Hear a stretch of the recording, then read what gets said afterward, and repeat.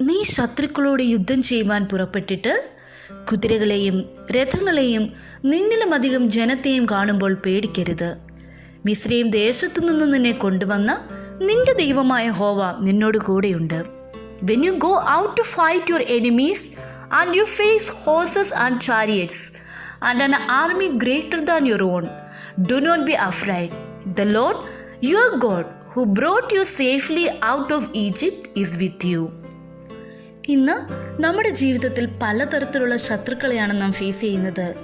രോഗം, ദുരിതങ്ങൾ, മാനസിക പ്രയാസങ്ങൾ, നാളെക്കുറിച്ചുള്ള ഭാരങ്ങൾ.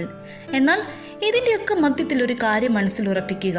ജീവിതത്തിലെ ഇത്തരം ശത്രുക്കളോട് നീ യുദ്ധം ചെയ്യുമ്പോൾ നിന്റെ ദൈവമായ യഹോവ നിന്നോട് കൂടെയുണ്ട്.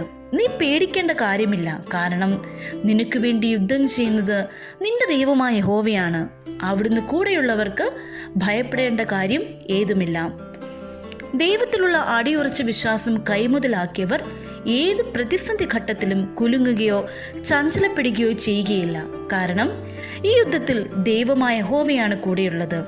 നമ്മുടെ ജീവിതത്തിലെ കയ്പിനെ മധുരമാക്കി തീർക്കുവാൻ, സന്താപത്തെ ആനന്ദമാക്കി തീർക്കുവാൻ, വിലാപത്തെ നൃത്തമാക്കി തീർക്കുവാൻ കഴിയുന്ന ഒരു കരമാണത്.